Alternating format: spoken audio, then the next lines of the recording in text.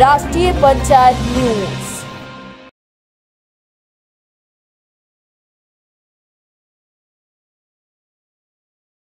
ये सब इतने लोग यहाँ बैठे हुए हैं जो उपखंड केतपुर है, यहाँ पे धरना देने की जो वजह है वो क्या है, क्यों यहाँ पर ये सब करने के लिए आपको मजबूर होना पड़ा? वो भी आउटसोर्सिंग पे है और ये हमारे साथ भेदभाव है, ये बहुत बड़ा भेदभाव है। हमें भी एक समान ही किया जाए, या वो भी यही काम कर रहे हैं, आप भी वही काम कर रहे हैं। वो भी जब यही काम कर रहे हैं तो हमारे साथ ऐसा भेदभाव क्यों, मैं ये पूछना चाहता हूँ इन अफसर साहब। नई लाइन होंगी, उस पर एक्सीडेंट होने का खतरा भी काफ़ी होगा, क्योंकि एक साल में लगभग 500 से 600 कर्मचारी हम लोगों के उत्तर प्रदेश में हर साल अपंग या मौत को प्यारे हो जाते हैं। हम लोगों ने 50,000 रुपये TDS कंपनी से कह करके अपने अकाउंट से कटवाए और उस कर्मचारी को पहुंचाने का काम किया, लेकिन अधिशासी अभियंता के अकाउंटेंट दीपक कुमार ने कंपनी को वो 50,000 रुपये रोक दिया, जबकि हमने बार बार रिक्वेस्ट की, अपने संगठन के लेटर पैड पे लिख कर भी दिया। इस विभाग ने ना तो उसका कुछ सपोर्ट किया, ना कोई उसको पैसा दिया।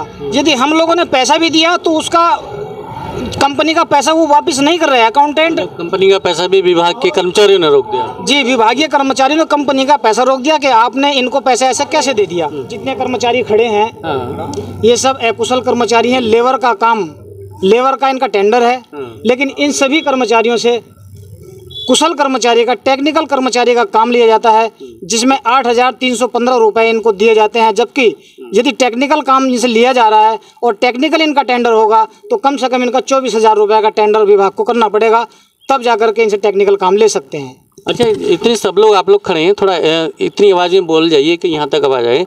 क्या आप जो टेक्निकल काम कर रहे हैं, लेबर में रखा गया है, कभी कोई प्रशिक्षण मिला आप सबको? कोई प्रशिक्षण नहीं। तो आप देख सकते हैं किस तरह से यहाँ पर एग्रीमेंट लेबर का होता है। नमस्कार, स्वागत है आपका राष्ट्रीय पंचायत में। आज हम यहाँ मौजूद हैं विद्युत वितरण उपखंड, जो हाइडल डिपार्टमेंट होता है उसका एक उपखंड है केतपुर के नाम से, विद्युत वितरण उपखंड केतपुर के नाम से। और ये केतपुर जगह में रेलवे फाटक क्रॉसिंग है, इधर जो नजीवास से बिजनौर के लिए रोड गई है, वहीं पर क्रॉसिंग के पास ही ये बिजली घर है। और बिजली घर पे आप ये देख रहे हैं पीछे जो बिजली घर भी है, उपखंड का ऑफिस भी है, केतपुर उपखंड का दफ्तर भी है, SDO केतपुर बैठते हैं यहाँ पर। और यहाँ पर ये जो आप देख रहे हैं पीछे एक धरना चल रहा है, ये संविदा कर्मचारी हैं, इनकी कुछ समस्याएं हैं, वो समस्या क्या है उस बारे में बात करेंगे। और धरना क्यों लगा रखा है, क्या वजह है, उनको क्या ऐसी समस्या आन पड़ी है कि उनको वहाँ अपना काम छोड़ के जिस काम के लिए लोग अपना मारे फिरते हैं, रोज़गार ढूंढते हैं, तलाशते हैं, लेकिन आज उसी रोज़गार को, उसी तलाश को साइड करके उन्हें मजबूर होना पड़ा दरी बिछाने के लिए, और दरी बिछाकर यहाँ बैठने के लिए कि हमें जिस हिसाब से रखा गया था, जो हमारी जो टर्म्स कंडीशन थी, जो हमें देना था, उस हिसाब से उनको कुछ शायद वो नहीं मिल रहा है, या वो उनके साथ नहीं हो रहा है जो उनको बताया गया था। और उन्हीं को देखते हुए जब उनको पहले इनकी वार्ता भी हुई होगी, जब उसका समाधान नहीं हुआ तो मजबूर हुए होंगे, शायद इसी वजह से इन्होंने दरी बिछाई और यहाँ पर अपनी मांग रखने के लिए इकट्ठा हुए हैं। तो बात करेंगे यहाँ के जो धरना प्रदर्शन कर रहे हैं कौन है, उनके यूनियन का नाम क्या है, उनके पद नाम क्या है, किस जगह वो काम करते हैं, लाइनमैन हैं या और SSO हैं या और भी कहीं जहाँ जाए, क्योंकि संविदा कर्मचारी पीछे आप देख ही रहे हैं, उत्तर प्रदेश पावर कॉरपोरेशन निविदा संविदा कर्मचारी संघ के ये पीछे बैनर लगवाया। और ये जरूर तो निश्चित है, जाहिर है कि ये सब लोग इसी यूनियन से, इसी संगठन से जुड़े हुए लोग हैं, लेकिन ये लोग यहाँ पर बैठे क्यों हों, इनकी समस्या क्या है, इन कर्मचारियों की मांगे क्या है, तो बात करेंगे। तो ये जो धरना जो आपका यहाँ पे जो जिला इसके अध्यक्ष हैं वो हैं यहाँ पर, एक मिनट सर जी, एक मिनट ज़रा इधर आ जाइए जी, या आप जिला इधर से देख लीजिए, आप जिला अध्यक्ष हैं संघ के। तो उत्तर प्रदेश, आपका शुभ नाम क्या है? सतीश कुमार। अच्छा सतीश जी, ये संगठन का पूरा नाम क्या है? उत्तर प्रदेश पावर कॉरपोरेशन निविदा / संविदा कर्मचारी संघ। इसमें आप जिला अध्यक्ष हैं? जी सर। तो आज ये सब इतने लोग यहाँ बैठे हुए हैं, जो उपखंड केतपुर है, यहाँ पे धरना देने की जो वजह है वो क्या है, क्यों यहाँ पर ये सब करने के लिए आपको मजबूर होना पड़ा?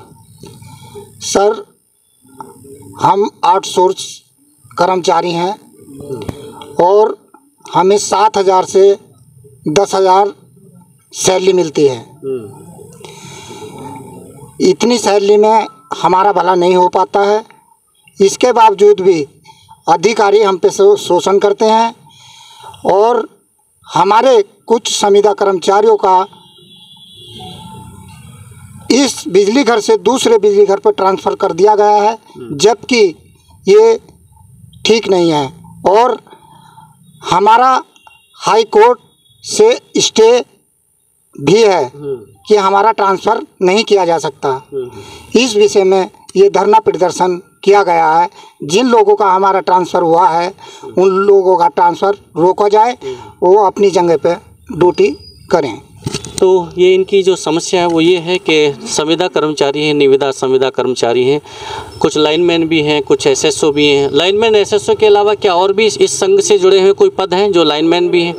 ज़्यादातर लाइनमैन और एसएसओ की पोस्ट पर इनसे काम लिया जाता है। एसएसओ वो होते हैं जो बिजली घर होते हैं, 33/11 बिजली घर, जहाँ से 33 kV की लाइन होती है और 11 में कन्वर्ट होकर फिर सप्लाई आपूर्ति के लिए आती हैं, घरों के लिए, नलकूपों के लिए, ग्रामीण सप्लाई के लिए, विद्युत कमर्शियल सप्लाई के लिए, फिर वो 11,000 से कन्वर्ट होकर 440 वोल्ट में जाती है। लेकिन 11/33 के जो बिजली घर पे उसको ऑपरेट करने के लिए वहाँ पर एक पोस्ट होती है एसएसओ, सब स्टेशन ऑफिसर। वो भी काम यही साथी लोग कर रहे हैं जो संविदा पे रखे गए हैं, जिनको महज 7,000 से 10,000 तक की सैलरी है इनके अनुभव या इनके पद के हिसाब से। और दूसरा पद है इनका लाइनमैन।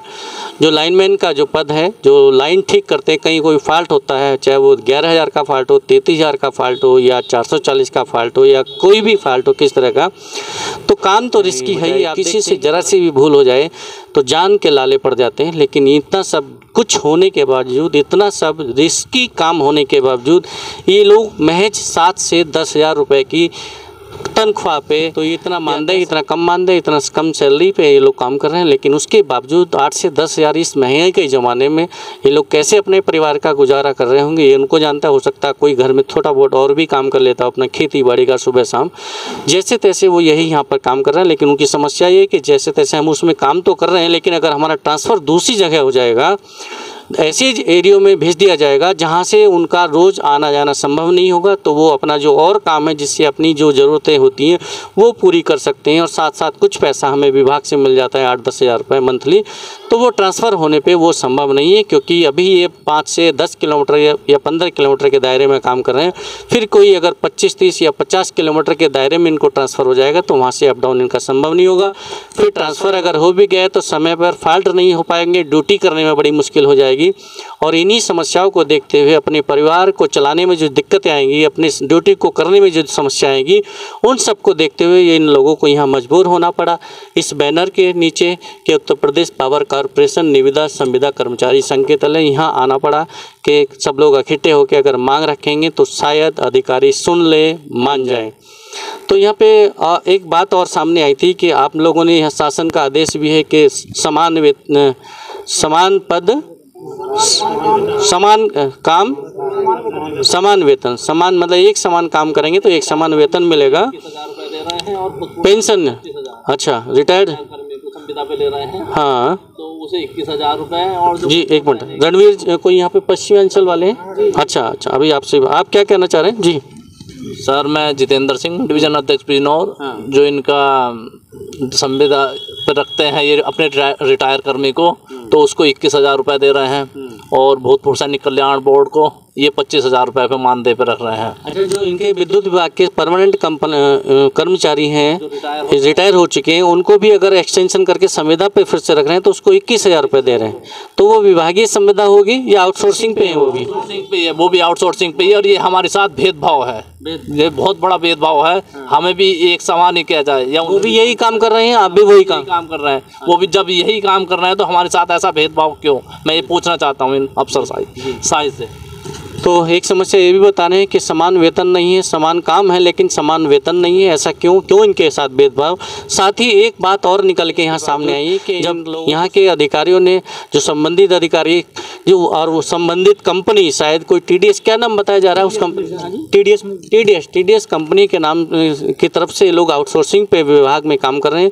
तो ये जो विभागीय अफसर हैं हाइडिल के और जो TDS कंपनी, उन दोनों ने मिल के ये कुछ ऐसा व्यवहार उनके साथ किया है कि उनको धरना देने के लिए मजबूर होना पड़ा। कहा यह जा रहा है हाई कोर्ट का स्टे होने के बावजूद वह स्टे इस बात का है कि समान काम पर समान वेतन दिया जाए, लेकिन ऐसा नहीं हो रहा है। और साथ ही जब तक इनकी समस्या का निस्तारण नहीं होता तब तक किसी भी कर्मचारी को अपने मूल स्थान से, जहां उसकी मूल तैनाती है, वहां से उसको दूसरे बिजली घर पे या दूसरी जगह ट्रांसफ़र ना किया जाए। तो इसके बावजूद ये ट्रांसफ़र कर दिया गया शासन के आदेश के विपरीत और हाई कोर्ट के आदेश के विपरीत। ये अगर ट्रांसफ़र हुए तो क्यों, इसकी वजह क्या, किन लोगों की संस्तुति पे हुआ है, क्यों किया गया, उस पर बात करेंगे। संबंधित अधिकारियों से, कंपनी जो TDS के तहत ये आउटसोर्सिंग पे काम कर रहे हैं उनसे भी, उनके जो मैनेजर हैं या जो इसको प्रोजेक्ट हेड हैं उनसे भी बात करने का प्रयास करेंगे। बात करते हैं कि यहाँ पे जो पश्चिमांचल के अध्यक्ष हैं कौन है, रणवीर जी। रणवीर जी, आपसे जानना चाहेंगे कि जो आदेश आप बता रहे हैं कि यहाँ चर्चा चल रही है कि हाईकोर्ट का भी आदेश है कि इस पर कोई ट्रांसफ़र नहीं होगा जब तक हमारी समस्या का समाधान नहीं हो, समान वेतन समान काम का रूल जब तक लागू नहीं होगा। तो ये स्टे में कब गए थे आप हाईकोर्ट में, कब ये ऑर्डर आया स्टे? देखिए, सबसे पहले तो मैं आपको और आपके चैनल का धन्यवाद देना चाहूँगा कि आप हमारे बीच आए और हमारे संगठन और कर्मचारियों की आवाज़ को आपने उठाने का निर्णय लिया। ये समान कार्य का समान वेतन की रीट हमने 2018 में डाली थी, जिसका हाई कोर्ट द्वारा हम लोगों के पक्ष में रिजल्ट दिया गया और उत्तर प्रदेश पावर कॉरपोरेशन को ये आदेशित किया गया कि प्रत्यावेदन देकर इन कर्मचारियों को समान वेतन देने का कार्य किया जाए। लेकिन उसके उपरांत भी हमारे बाद कुछ कर्मचारियों के ट्रांसफ़र किए जाने लगे, जिस पर हमने माननीय उच्च न्यायालय प्रयागराज की लखनऊ खंडपीठ से 4/9/2018 को, अच्छा ये आपका जी 4/9/2018 को हमने स्टे लिया, जिसमें माननीय न्यायालय ने साफ साफ कहा कि एक तदर्थ कर्मचारी के स्थान पर दूसरा तदर्थ कर्मचारी नहीं रखा जा सकता जब तक उनको समान कार्य का समान वेतन ना दिया जाए। लेकिन इसके बावजूद भी पावर कॉरपोरेशन की हठधर्मिता देखिए कि अपने अपने क्षेत्रों में अधिकारी, जो स्थानीय अधिकारी हैं, वे उत्तर प्रदेश पावर कॉरपोरेशन के आला अधिकारियों का जो आदेश है, जो संविदा के पक्ष में होता है, उसे फॉलो नहीं करते, लेकिन जो संविदा कर्मचारियों के पक्ष में नहीं होता उसे 1 घंटे के बाद ही फॉलो करना वो शुरू कर देते हैं। जैसे अभी हाल ही में MD पश्चिमांचल ने एक आदेश दिया कि जो कर्मचारी आउटसोर्स का 5 साल तक एक विभाग में एक बिजली घर पर टिका हुआ है, उसका ट्रांसफ़र एक जगह से दूसरी जगह किया जाए। लेकिन हम लोगों ने उस पर एक प्रतिक्रिया दी और अपने संगठन के बैनर पर एक नोटिस उनको रिसीव कराया है, जिसमें हमने उनसे निवेदन किया है कि मान्यवर 8 से 10 हज़ार रुपये की नौकरी में कर्मचारी 10 से 20 किलोमीटर या दूर जब जाएगा तो एक तो उसकी हानि होगी आर्थिक, दूसरी बात वो कैसे अपने बच्चों का पालन पोषण करेगा, कैसे पढ़ाई लिखाई करेगा, दूसरी बात नई लाइन होंगी, उस पर एक्सीडेंट होने का खतरा भी काफ़ी होगा। क्योंकि अच्छा, जैसे बिजली घर अलग अलग होते हैं, वहाँ पे सब कुछ अलग होता है, मशीनें अलग हो, ऐसा भी होता है? सर, मशीन भी अलग होती हैं और जो लाइनें हैं, लाइनें को समझने के लिए कर्मचारियों को काफ़ी समय लग जाता है। और आज जो लाइनें हैं एक दूसरे के ऊपर काफ़ी क्रॉसिंग है, जो एक्टिव लाइनमैन भी हैं वही धोखा खा जाते हैं। जो नया लाइनमैन दूसरी जगह जाएगा, निश्चित है उसके साथ दुर्घटना होना संभव होगा, इससे दुर्घटनाओं में वृद्धि होगी। मैं आपके चैनल के माध्यम से अधिशासी अभियंता और पावर कॉरपोरेशन के आला अधिकारियों से यही निवेदन करना चाहूँगा कि इस पर तत्काल रोक लगाई जाए, किसी कर्मचारी का ट्रांसफ़र ना किया जाए। हाँ, एक बात मैं और कहना चाहूँगा, यदि कोई कर्मचारी चोरी में या गलत काम में संलिप्त है तो संगठन आश्वासन देता है कि वह इसमें उनका साथ बिल्कुल नहीं देगा। तो ये एक बहुत अच्छी इन्होंने बात कही है कि संगठन जो है, इनका संगठन जो है सिर्फ उसी कर्मचारियों के साथ है, उन्हीं कर्मचारियों के साथ है जो अपनी ड्यूटी को निष्ठा के साथ निभा रहे हैं, निष्ठा के साथ, ईमानदारी के साथ, समर्पण भाव के साथ निभा रहे हैं। लेकिन अगर किसी कर्मचारी का शोषण होता है किसी भी तरह से, जैसे ट्रांसफ़र करके अनावश्यक रूप से वेतन कम देके या कुछ और भी वजह से अगर उनको परेशान किया जाता है तो उसको समाधान करने के लिए, उसका बचाव करने के लिए, उसकी हर तरह से मदद करने के लिए संगठन तैयार है। लेकिन गलत कर्मचारी के साथ संगठन बिल्कुल तैयार नहीं है। तो ये एक संगठन की बहुत अच्छी सोच है जो संगठन का यहाँ का नेतृत्व। लेकिन यहाँ सवाल ये भी है कि जब हाईकोर्ट का स्टे है तो फिर ऐसी क्या आफत आ चुकी है कि हाईडिल के जो आला अफसर हैं, हाईडिल के जो अधिकारी हैं, वो इन महज 7 से 8 हज़ार 10 हज़ार की सैलरी के कर्मचारी को ट्रांसफ़र करने पर आमदा हो गए हैं, तुले हुए हैं, अड़े हुए हैं।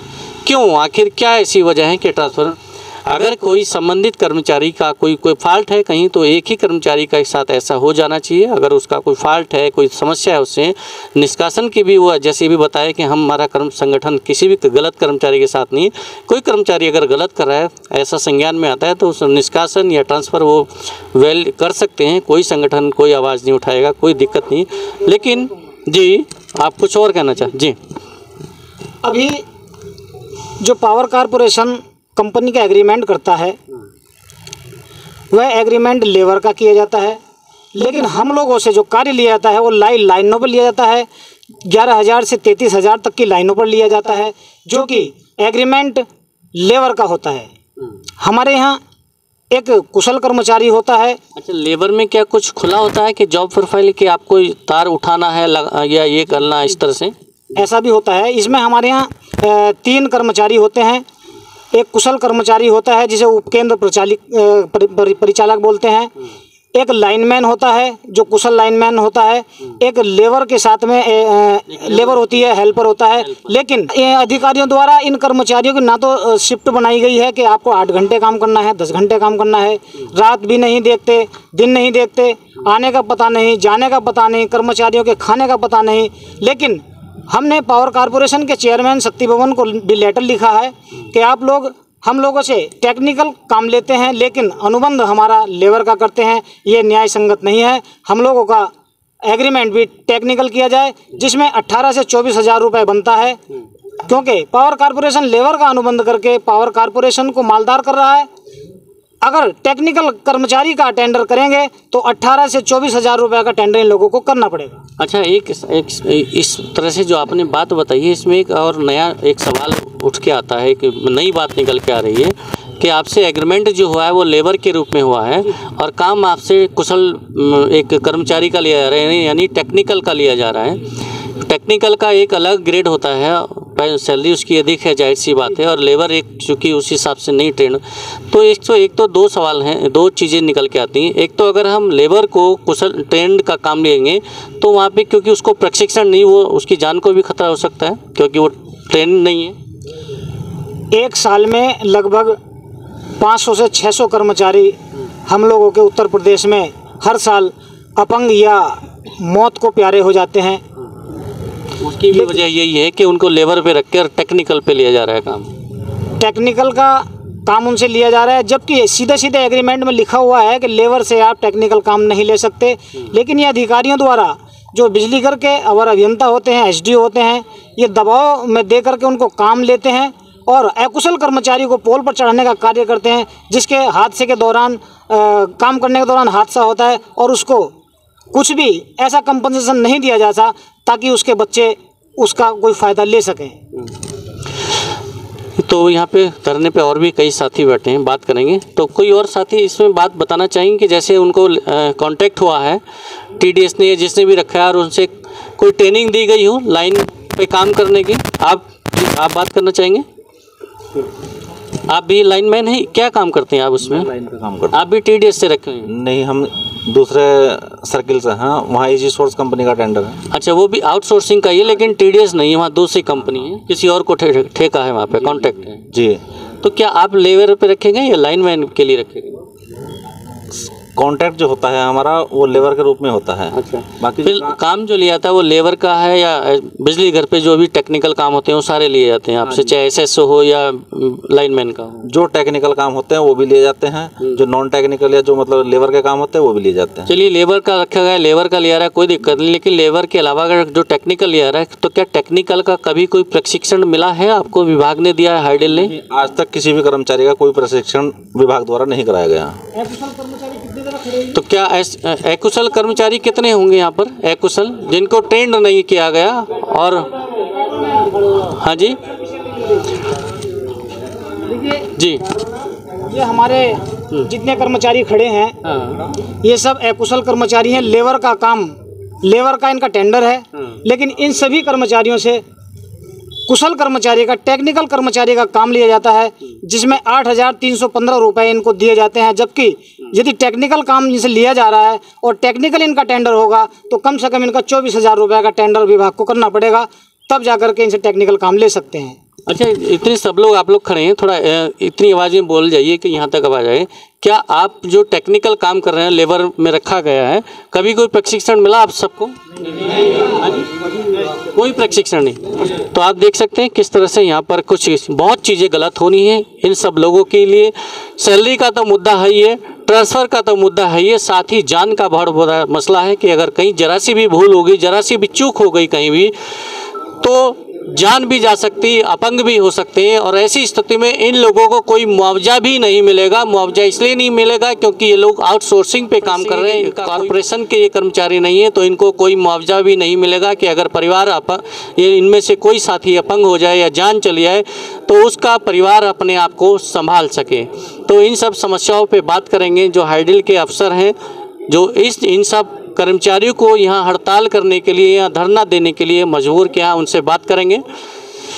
तो इसके लिए जो रेस्पॉन्सिबल है कौन है? एक्शन है यहाँ जिला पश्चिमांचल में या एमडी हैं या जो कंपनी का एग्रीमेंट होता है वे सर्किल ऑफिसर होता है जिसका अधीक्षण अभियंता करते हैं, और दूसरे एमडी जो डिस्कॉम पर बैठते हैं, एमडी साहब, उनके द्वारा किया जाता है।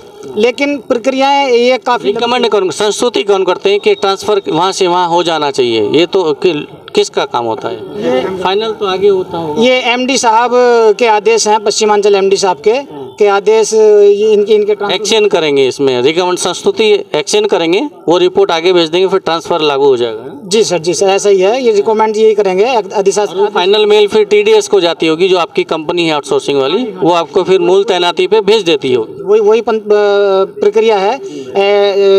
एमडी साहब करेंगे अधीक्षण अभियंता को, अधीक्षण अभियंता अधिशासी अभियंता को, अधिशासी अभियंता उपखंड अधिकारी को, और उपखंड अधिकारी करेंगे अवर अभियंता को। ये प्रक्रिया करते करते ये कंपनी को कर देंगे, कंपनी इनका ट्रांसफर लेटर बनाती है। तो ये आपने देखा किस तरह से उनको साथ गलत हो रहा है, और बहुत ही गलत नहीं बल्कि बहुत गलत हो रहा है, इसीलिए शायद इन लोगों को यहाँ पर मजबूर होना पड़ा है। और आज सिर्फ धरना है, आज 25 जुलाई 2022 है, उन्होंने आज हड़ताल रखी है। उनका हालांकि हड़ताल सिर्फ काम की हड़ताल नहीं है, आज कुछ लोग, कुछ साथी इनके काम पे कर रहे हैं, लेकिन कुछ साथी यहाँ पर बैठे हैं और बताया जा रहा है आगे कुछ बताने के। आज ये धरना, आज का ही धरना है या आगे कुछ और इसमें हो? आज हमारा धरना प्रदर्शन है, और कल से यदि आज अधिशासी अभियंता से हमारी बात होती है और बात पॉजिटिव होती है तो आज धरना समाप्त कर दिया जाएगा। यदि नहीं वो बात करना चाह रहे तो कल से, आज हमारा एसएसओ ड्यूटी करता है, कल वो एसएसओ भी हमारा धरने में होगा, कार्य बहिष्कार कल पूर्ण रूप से होगा। तो ये आपने सुना, उनकी मजबूरी भी है, सुनी आपने, दिक्कतें भी सुनी, देखी, और साथ ही अब चेतावनी भी सुन लीजिए। साफ साफ चेतावनी दे रहे हैं कि आज सिर्फ एक दिन का धरना प्रदर्शन है। अगर हमारी आज कोई भी अफसर संबंधित, यहाँ जैसे अगर डिस्ट्रिक्ट की बात करें, जो उनके खंड के एक्शन, अगर वो उनसे कोई बात नहीं करते, उनसे कोई संतोषजनक उनको आश्वासन नहीं देते, दिलासा नहीं देते, और उस दिलासा, उस आश्वासन के अनुरूप उनकी जो दिक्कतें हैं उनका निस्तारण नहीं होता है, तो कल यानी 26 जुलाई से ये लोग अपना पूरा कार्य भी बहिष्कार कर देंगे। उनके जो साथी आज काम पर हैं, और बहुत साथी यहाँ धरने पर बैठे हैं, कुछ साथी जो लाइनमैन है 1-2, या कुछ जो बिजली घर है उनमें से जो एक वहाँ पर ऐसे लगा हुआ है एसएसओ, वो लोग भी सब अपना काम ठप कर देंगे और सब के सब यहाँ पर कार्य बहिष्कार करके यहाँ धरने पर आ जाएंगे। आप सोचिए, अगर कार्य बहिष्कार हो गया, एसएसओ से बिजली घर हट गया, लाइन से लाइनमैन हट गया, तो आपकी घरों पे लाइट कैसे जाएंगी? जो इतना सर्कुलेशन ये हम देखते हैं, पूरा डिस्ट्रीब्यूशन देखते हैं ये लोग, चाहे वो बिजली घर पे काम करने वाला एसएसओ हो या लाइनमैन हो, अगर ये लोग अपने काम से हट जाएंगे तो एक तरह से हाहाकार मच जाएगा। संबंधित क्षेत्र में, गांव में लाइट नहीं जाएगी, नलकूपों पे लाइट नहीं जाएंगी, क्षेत्र की जो फैक्ट्री है, जो कंपनियां हैं, उनमें लाइट नहीं जाएंगी, दफ्तरों में लाइट नहीं जाएंगी। जब लाइट नहीं जाएगी, आप समझ सकते हैं कि ऐसी गर्मी में अगर 1 घंटा भी लाइट चली जाती है तो बिलख जाते हैं लोग। अगर सुबह से शाम तक ये लोग धरने बैठ गए और लंबे समय तक इनका ये कार्य बहिष्कार चला गया तो क्या हाल होगा, ये आप अंदाज़ा लगा सकते हैं। तो बेहतर यही होगा कि इन गरीब कर्मचारी, गरीब इसलिए कहेंगे क्योंकि महज 7 से 8 हज़ार रुपये में ये लोग काम कर रहे हैं और ऐसे माहौल में काम कर रहे हैं कि जहाँ पर इनकी जान का भी रिस्क 24 घंटे बना रहता है। तो इन लोगों की समस्या का समाधान होना चाहिए। समस्या भी इतनी बड़ी नहीं है कि जो अधिकारी लोग कर ना सकें, या कोई ऐसी समस्या इनकी नहीं है जो नाजायज़ लग रही हो। जो वो बताया वो सब उनकी जायज़ लग रही है, महज ट्रांसफ़र का मुद्दा है। और उसमें साथ साथ ये भी कहा गया है कि अगर किसी कर्मचारी ने कोई गलत किया है तो हम उसके लिए कोई आवाज़ नहीं उठाएंगे, कोई साथ नहीं है। तो यहाँ पर जो संविदा और निविदा कर्मचारी हैं, एसएसओ, लाइनमैन, जो आउटसोर्सिंग पे काम कर रहे हैं विद्युत विभाग में, तो उनके साथ कई ऐसे हादसे भी हो चुके हैं। जो रणवीर जी, अभी कुछ ये हादसे के बारे में बताया गया है कि कई हादसे ऐसे हो चुके हैं लेकिन उनको कोई लाभ भी नहीं मिलता विभाग की तरफ से या संबंधित कंपनी की तरफ से। तो 1-2 ऐसा क्या क्या उदाहरण जो अभी हाल फिलहाल में हो चुकी घटनाएं? अभी 27 मई को हमारे यहाँ किरतपुर में जब्बार लाइनमैन है, जबकि वो अकुशल कर्मचारी है और अकुशल कर्मचारी का टेंडर में कहीं भी ऐसा लिखा हुआ नहीं है कि उसको पोल पर चढ़ा करके कार्य कराया जाए, लेकिन इन अधिकारियों ने दबाव बनाकर उससे काम कराया। काम करते वक्त अचानक से बिजली आ गई और उसका एक्सीडेंट हो गया। आनंद फानन में उसको प्राइवेट अस्पताल में भर्ती किया गया, उसके बाद TMU मुरादाबाद में भर्ती किया गया, लेकिन उसका एक हाथ यहाँ से निकाल दिया गया तो दूसरा हाथ यहाँ से निकाल दिया गया। हम लोगों ने 50,000 रुपये TDS कंपनी से कह करके अपने अकाउंट से कटवाए और उस कर्मचारी को पहुँचाने का काम किया, लेकिन अधिशासी अभियंता के अकाउंटेंट दीपक कुमार ने कंपनी को वो 50,000 रुपये रोक दिया, जबकि हमने बार बार रिक्वेस्ट की, अपने संगठन के लेटर पैड पर लिख कर भी दिया। इस विभाग ने ना तो उसका कुछ सपोर्ट किया, ना कोई उसको पैसा दिया। यदि हम लोगों ने पैसा भी दिया तो उसका कंपनी का पैसा वो वापस नहीं कर रहे हैं। अकाउंटेंट कंपनी का पैसा भी विभाग के कर्मचारियों ने रोक दिया। जी, विभागीय कर्मचारियों ने कंपनी का पैसा रोक दिया कि आपने इनको पैसा ऐसे कैसे दे दिया। मैं पूछना चाहता हूं इन अधिकारियों से, क्या इनका कोई फर्ज नहीं था कि इनके अंदर संवेदना नहीं है किसी कर्मचारी के प्रति कि उन्हें 10-20 हज़ार रुपये की मदद कर दी जाए? कुल मिलाकर के 80-90 हज़ार रुपये हम लोगों ने उनका भेजा, ESI से फिर उसका इलाज कराया, लेकिन कंडीशन उसकी ये आ गई कि उसके दोनों हाथ काट दिए और उसकी ज़िंदगी अब दूसरों पर निर्भर है। लेकिन इन अधिकारियों का दिल फिर भी नहीं पसीजा और उस कर्मचारी को एक भी पैसा इन लोगों ने अपने स्तर से नहीं दिया। आज भी वो 50,000 रुपये कंपनी का अभी भी फंसा हुआ है।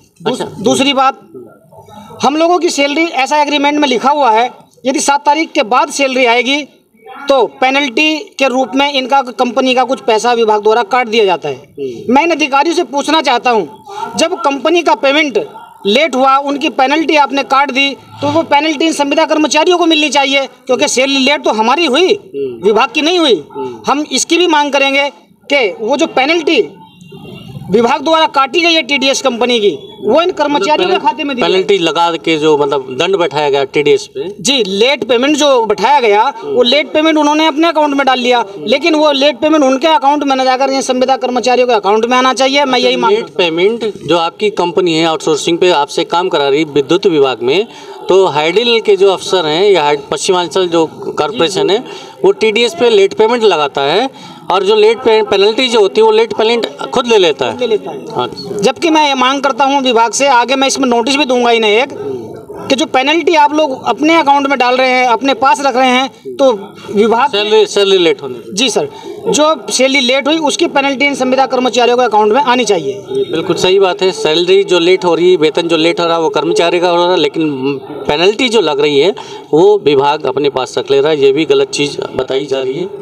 हाँ सर, ये बहुत गलत है। अच्छा, कुछ ये अकुशल वाला मामला आपने बताया कि अकुशल से कुशल ट्रेनिंग कर्मचारी वाला काम लिया जा रहा है। कुछ अभद्रता वाली भी आ रही कि अफसर लोग अभद्रता कराते हैं और जो 8 घंटे का टाइमिंग है और उसके 16-16 घंटे काम कराते हैं, उसका कोई ओवर टाइम नहीं मिलता है। ऐसा क्या है इसमें? ये ऐसे चर्चा चल रही है। देखिए, ये जो धरना प्रदर्शन है ये इसी बात को लेकर के है। कर्मचारियों से दबाव बना करके काम कराया जाता है। 8 घंटे, 12 घंटे, 24 घंटे तक भी हो सकता है, जबकि 33 kVA लाइन पर हमारे किसी भी कर्मचारी का जाने का कोई एग्रीमेंट नहीं है। लेकिन अधिकारी दबाव बना करके इनको कर्मचारियों से 33 kVA का ब्रेकडाउन भी निकलवाते हैं। लेकिन उसके बावजूद भी हमारा कर्मचारी यदि कह दे कि अब दिन छिप गया या अंधेरा हो गया या यदि मोबाइल भी उसका बंद हो जाता है तो उसे सुबह धमकी मिलती है कि आपको बिजली घर नहीं आना है। इतना अत्याचार इन अधिकारियों द्वारा किए जा रहे हैं। हमारे पास धरना प्रदर्शन करने के अलावा दूसरा कोई ऑप्शन नहीं बचता। उसी पीरियड में हम लोग धरना करते हैं, वरना हमें धरना करने का कोई शौक नहीं है। क्या ओवर टाइम का कुछ मिलता है आप लोगों को? नहीं, ओवर टाइम का कुछ नहीं मिलता, खाली सैलरी मिलती है। तो ये आपने, हाँ जी, ओवर टाइम की खाली मिलती है। क्या इधर कुछ साथी बता रहे हैं कि ओवर टाइम का क्या मिलता है? कोई नहीं, आप बताइए। हाँ जी, 24 घंटे मैं आज सुबह 10 बजे आया हूँ, कल 10 बजे जाऊँगा। 24 घंटे ड्यूटी कराते हैं, वही 200-250 रुपये मिलता है रोज़ का। अच्छा, ओवर टाइम का कुछ नहीं? और उल्टी सीधी सुनने को और मिलती हैं, गलत शब्द यूज करते हैं अधिकारी जितने भी हैं। तो ये कितनी गलत बात है कि ओवर टाइम का कुछ पैसा भी नहीं मिलता। सैलरी भी बहुत कम है, महज 7 से 10 हज़ार रुपये इन कर्मचारी को मिल रही है। लाइनमैन को 7-8 हज़ार रुपये, या कितना लाइनमैन को कितना है? लाइनमैन को 10,000, पेट्रोल मैन को 8,000। अच्छा, और एसएसओ को कितना? एसएसओ को भी 10,000। अच्छा, तो ये आपने देखा 8,000 से लेकर 10,000 तक की इनकी महज सैलरी है। ओवर टाइम का कोई पैसा नहीं। 8 घंटे का काम रहता है और 8 घंटे के साथ साथ इनसे जो भी एक्स्ट्रा काम किया जाता है 12 घंटे या 16 घंटे, उसका ओवर टाइम का कुछ नहीं मिलता। साथ ही अगर कहीं किसी का मोबाइल बंद हो जाए, समय पे वो बात ना कर पाए, जवाब ना दे पाए, उसमें भी अभद्रता सुनने को मिलती है। कुछ किसी के साथ कोई हादसा हो जाए, कोई अपंगता आ जाए, कोई जान चली जाए, उसको विभाग की तरफ से कोई सहानुभूति नहीं मिलती, कोई मुआवजा नहीं मिलता। और अगर साथ के कर्मचारी सब लोग साथीगण मिलके अपनी अपनी सैलरी का थोड़ा थोड़ा अंश कहते हैं कि अपनी कंपनी से कि हमारी सैलरी से थोड़ा थोड़ा काट लीजिए और हमारे उस साथी को दे दीजिए जिसके साथ ही हादसा हुआ, तो वो पैसा भी विभागीय जो कर्मचारी, जो अकाउंटेंट हैं, बताया जा रहा है कि यहाँ विद्युत वितरण खंड द्वितीय के जो अकाउंट हैं दीपक कुमार पर ये सीधा आरोप लग रहा है कि अभी हाल फिलहाल का भी 50,000 रुपये वो रोके हुए एक जब्बार नाम के कर्मचारी का, जो इसके साथ हादसा हुआ था, जिसको इन लोगों ने सबने मिल के अपने अकाउंट से कटवा कर, सैलरी से कटवा के 50,000 रुपये उसको देना चाहा था कि हालात ख़राब है, आर्थिक स्थिति ऐसी नहीं है कि वो ठीक से इलाज करा पाए, या इलाज करा भी चुका है तो जिससे कर्ज लेके इलाज कराया उसको चुका सके। लेकिन ये सब समस्या आपने सुनी, देखी, तो इन्हीं समस्याओं को लेके लोग यहाँ इकट्ठा हैं धरना प्रदर्शन के लिए। और ये आज का धरना प्रदर्शन, कल से इनका कार्य बहिष्कार भी हो सकता है। तो अब होता क्या है, कल क्या होगा देखते हैं, बात करते हैं एक्शन से, अधिकारी से कल का। और तब तक बने रहिए राष्ट्रीय पंचायत के साथ। नमस्कार, जय हिंद।